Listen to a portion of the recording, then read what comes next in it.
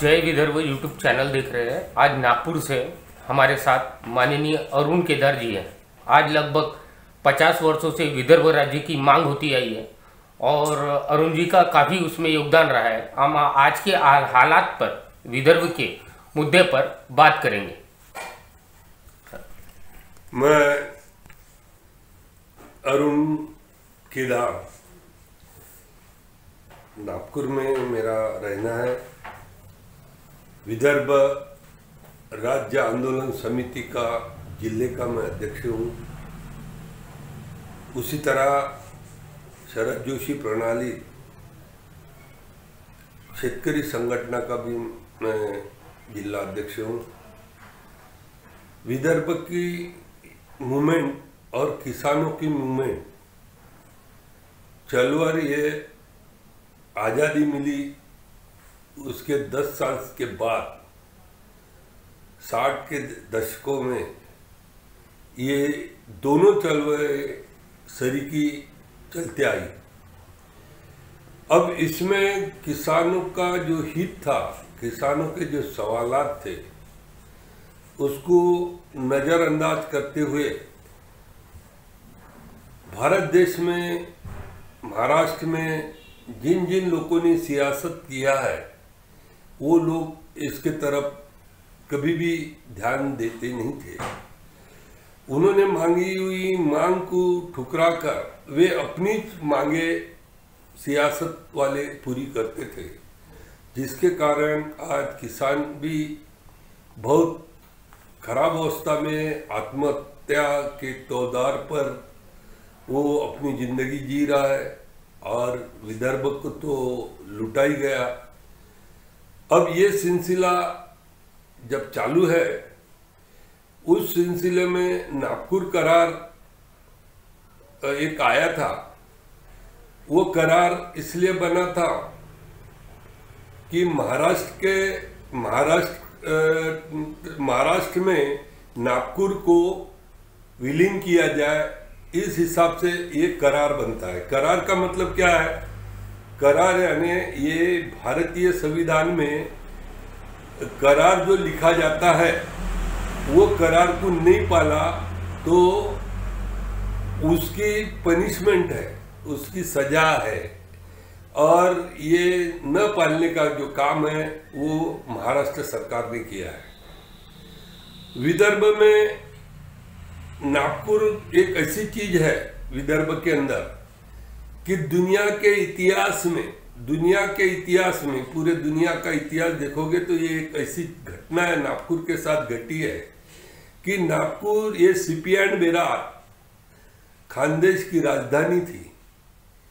वो राजधानी हटा के इन्होंने नागपुर को सीपी एंड बेरार से यानी मध्य प्रदेश से निकालकर विदर्भ का पूरा पोर्शन जो है, नागपुर से लेके तो बुल्ढाना तक, ये सारा पोर्शन इन्होंने महाराष्ट्र में विलीन किया और नागपुर को उपराजधानी बनाया। म्हणजे कैपिटल की डेप्यूटी कैपिटल बनाना, डिमोशन करना, ये सबसे पहला मोटो यहाँ के सियासतदार जो थे उन्होंने किया। अब एक बात ऐसी हुई कि इसमें करार बनाया गया। वो करार नागपुर करार के नाम से था। बहुत से करार बने, अकोला का करार बना, कई आयोग आए यहाँ पर, फजल अली आयोग आए, दांडेकर आयोग आए, कई आयोग आए। सब ने बोला कि विदर्भ वायबल है, पर इतना रहते हुए भी विदर्भ के बारे में किसी ने सोचा नहीं। अब वो करार में ये था कि इसके 4 जोन बनाए गए थे। एक जोन था विदर्भ, दूसरा था पश्चिम महाराष्ट्र, तीसरा था मराठा, चौथा था कोकण और उर्वरित, कोकण में उर्वरित महाराष्ट्र जिसमें मुंबई वगैरह आती है। अब ये 4 जोन की जो पॉपुलेशन थी, इस पॉपुलेशन को चारों को बराबरी का बंटवारा देंगे करके उस वक्त के शासनकर्ताओं ने बताया। अब बराबरी का बंटवारा यानी 4 जोन अगर पकड़े गए तो 25% अपने को अपना शेयर मिलता है। अब 25% में इन्होंने बताया था कि आपको सिंचन विभाग 25 मिलेगा, आपको शैक्षणिक पात्रता में 25% मिले,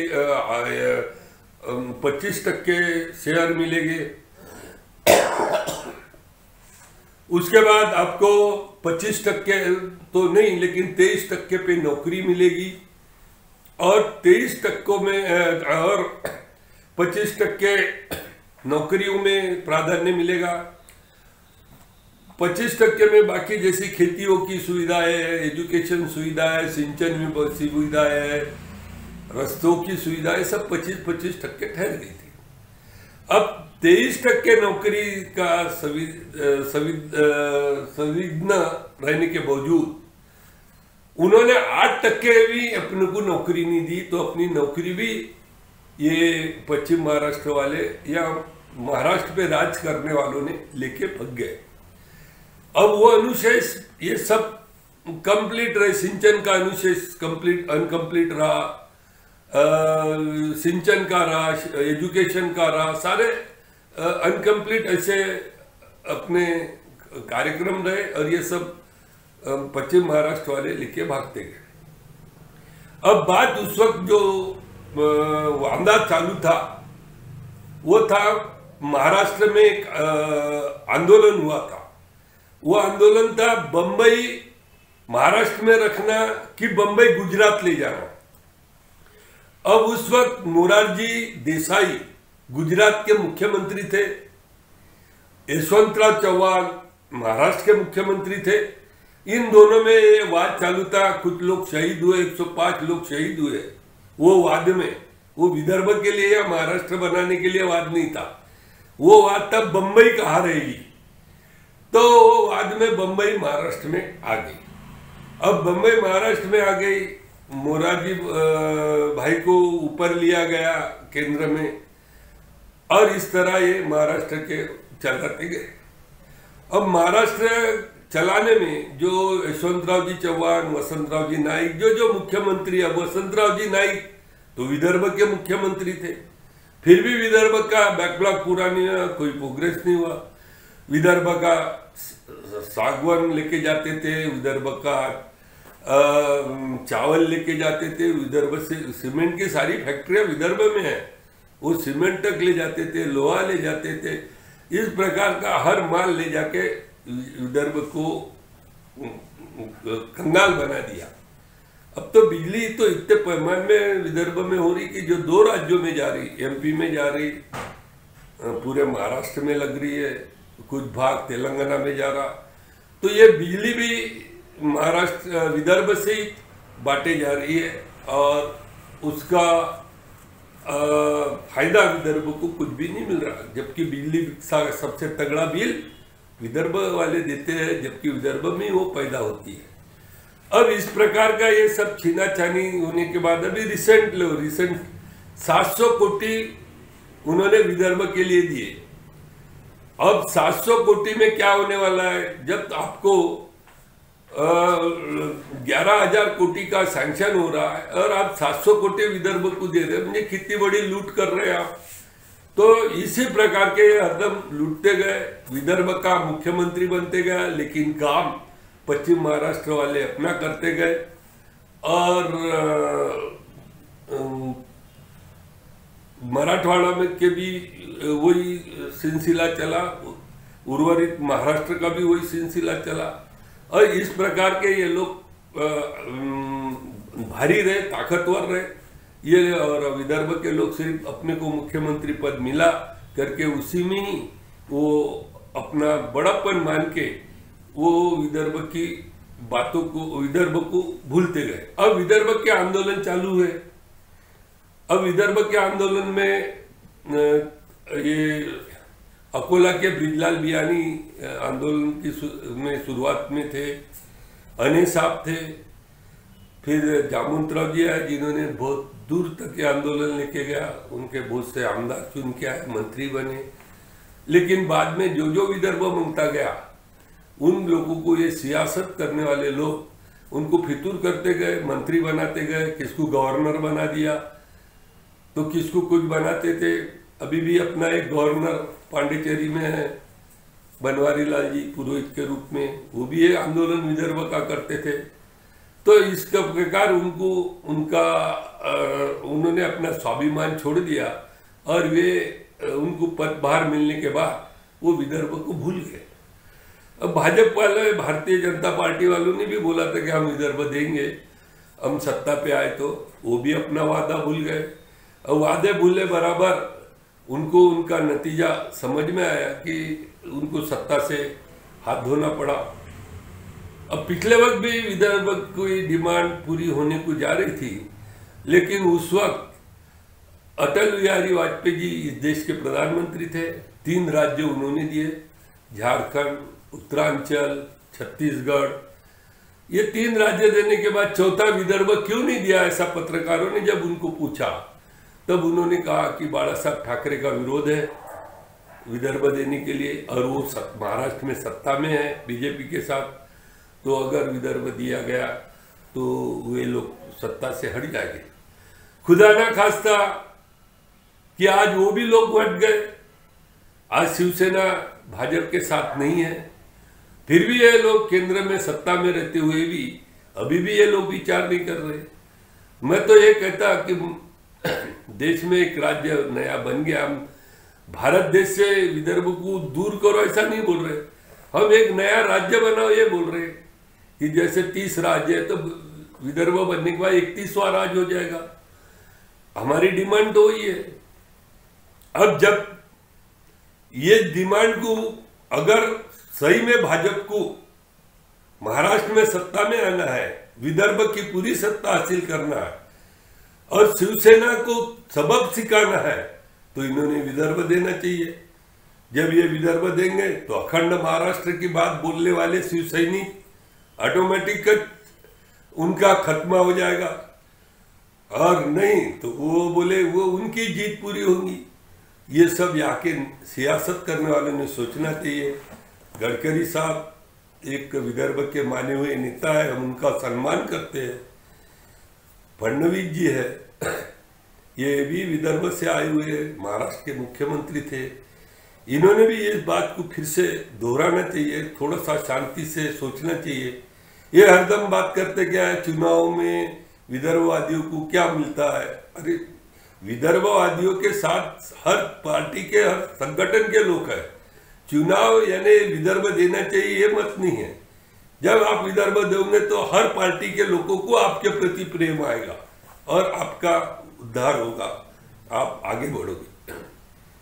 इस प्रकार का ये जो वातावरण आज देश में चल रहा है, सबसे ज्यादा कोविड में जो पूरे देश में संकट आया, उससे विदर्भ, महाराष्ट्र, किसान, नवयुवक, बेरोजगार, ये सभी ने ही इसका राष्ट्रीय स्तर पे स्वागत किया। सभी ने ही राष्ट्रीय आह्वानें पूरी करने का काम किया। उन सबको, डॉक्टर से लेके तो पुलिस डिपार्टमेंट तक, सबको हमारा सलाम है। सबने इस ये लड़ाई में अपना काम किया। आज अपना कहना यही है कि मूवमेंट जिस प्रकार की ये मूवमेंट तेज चल रही है, उस प्रकार की इस मूवमेंट को में और जनता ने भी सहभाग होना चाहिए। जनता को भी इस मूवमेंट पे धोखा मिला। जनता जब जब तेज बनती गई, तब तब नेताओं ने अपना स्वार्थ साध के वे विदर्भ का नाम भूलते गए। ऐसे इसमें जनता फिर से उठने के लिए तैयार है। विदर्भ आंदोलन समिति के जो नेता लोग हैं, वो सब नेता लोग विदर्भ के लिए बहुत ताकत से लड़ रहे हैं। हमारे वामनराव जी चटप साहब, एडवोकेट वामनराव चटप साहब, ये लड़ाई ताकत के साथ लड़ रहे हैं। रामबाबू जी ने लड़ रहे हैं। हमारे युवा नेता मुकेश मासूरकर जी है, अवस्थी जी है, ये सब जो नए नए लोग यहाँ जुड़े हुए हैं, ये बहुत जिद के साथ इस आंदोलन में जुड़े हैं। बहुत से महिलाएं इसमें आ रही है, नौजवान आ रहे हैं। अब इसमें अपने को 3 चीज से विदर्भ मिल सकता है।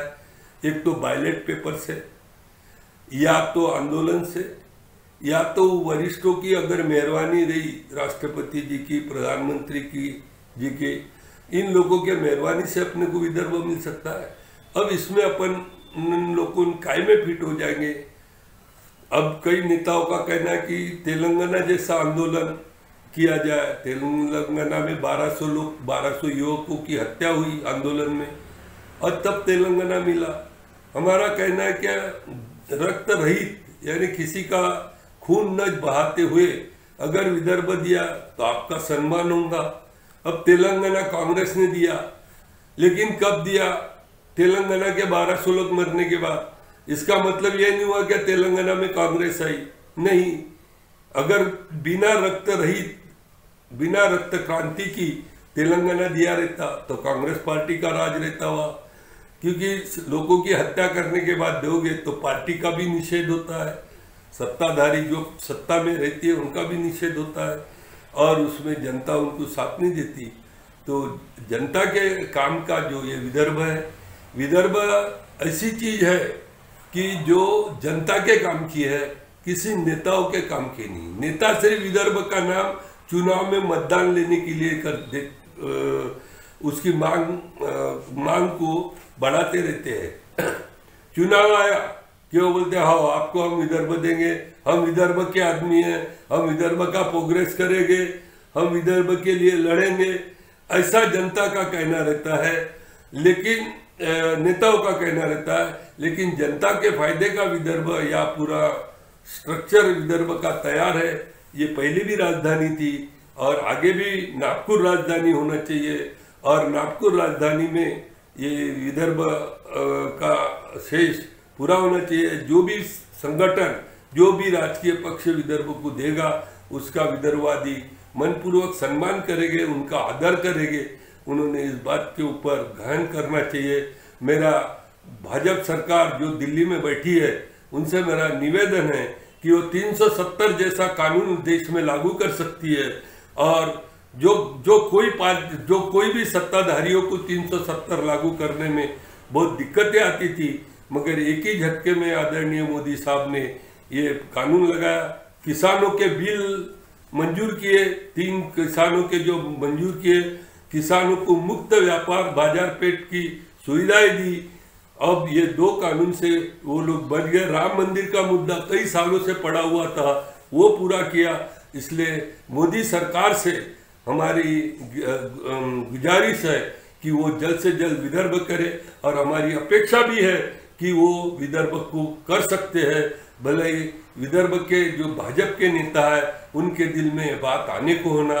उनसे भी मेरी विनती है कि वे लोग विदर्भ माता जो आज महाराष्ट्र में जकड़ी हुई है, मराठों के पंजे में है, उसे खुली दी जाए, और किसानों का विदर्भ बनाया जाए, सुजलाम सुफलाम विदर्भ बनाया जाए।